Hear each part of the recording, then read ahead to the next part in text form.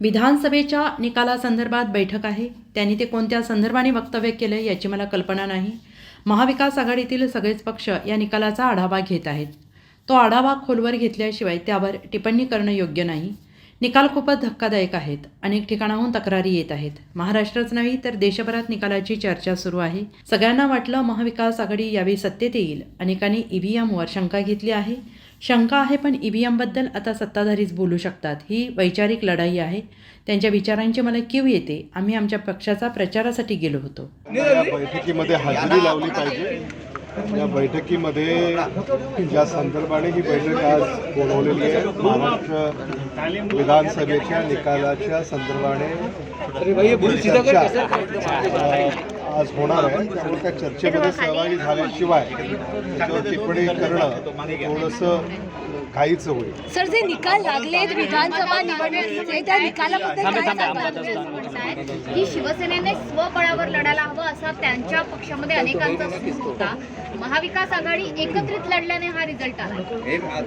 मला असं वाटतं की त्यांनी कोणत्या संदर्भाने ते वक्तव्य केलं आहे याची काही कल्पना मला नाही आहे. मला असं वाटतं की महाविकास आघाडीतले सारेच पक्ष या निकालांचा आढावा घेत आहेत आणि तो आढावा खोलवर घेतल्याशिवाय त्याच्यावर टिप्पणी करणं हे योग्य होणार नाही.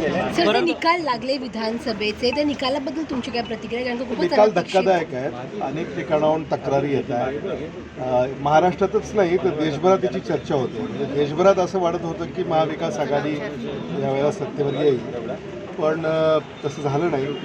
आणि या निकालांमध्ये अनेकांनी या ठिकाणी ईव्हीएमवर सुद्धा शंका व्यक्त केलेली आहे. काँग्रेसनं तर देश पातळीवर याची नोंद खूप गांभीर्याने घेतली आहे. काँग्रेसची बैठकसुद्धा मला असं वाटतं 2 दिवसामध्ये आहे. सर अशोक ईव्हीएम न केलेला पराभव आहे का? 2 मिनिटात ईव्हीएम न केलेला पराभव आहे का? संशय आहे, पण त्याच्या खोलात गेल्याशिवाय त्याच्यावर बोलणं मी टाळेन. कारण खूप तक्रारी आहेत. त्या तक्रारीची शहानिशा आपण केली पाहिजे. आणि शेवटी ईव्हीएमबद्दल आता सत्ताधारीच बोलू शकतात. सर अशोकराव चव्हाण बोललेत. आमदारांचं प्रतिनिधित्व करायला मला आवडेल का? मला असं वाटतं की ही वैचारिक लढाई आहे. आता आकडेवारी ही जरी महत्त्वाची असली तरी मला पहिल्यांदा पक्षामध्ये आम्ही याचं अवलोकन करून त्याच्यावर विचार विनिमय करून पुढची दिशा. सर अशोकराव चव्हाण म्हणतात की मला ज्यांनी संपवण्याचा प्रयत्न केला ते विधानसभेच्या निवडणुकीत संपलेले आहेत. तुमचं देखील नाव घेतलं, तुमच्या बंधूंचं नाव देखील त्यांनी घेतलं. मला असं वाटतं की त्यांच्या विचारांची मला कीव येते. कारण आम्ही आमच्या पक्षाच्या प्रचारासाठी तिथं गेलो होतो.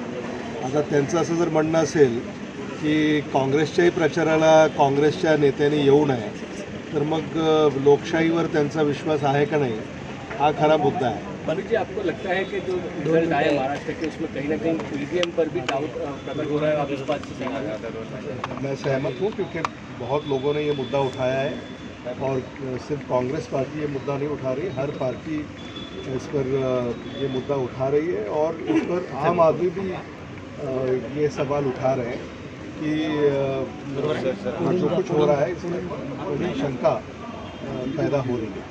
आबिद सर, आता शिवसेनेची बैठक पार पडली. त्या बैठकीमध्ये पुढे ज्या निवडणुका असतील स्थानिक स्वराज्य संस्थांच्या, त्यामध्ये शिवसेनेचं म्हणणं आहे की आपण स्वबळावर लढू. म्हणजे महाविकास आघाडीत राहून आमचं नुकसान झालंय असं त्यांचं म्हणणं आहे.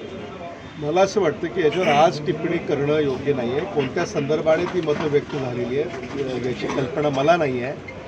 आज आम्ही बसतोय, आज आमचे नेते एकत्र येत आहेत, चर्चा होते. अशा अनेक बैठका होतील. एका बैठकीमध्ये याचं काही सार निघेल अशी परिस्थिती नाही. अनेक बैठका होतील आणि याच्यानंतर काँग्रेसला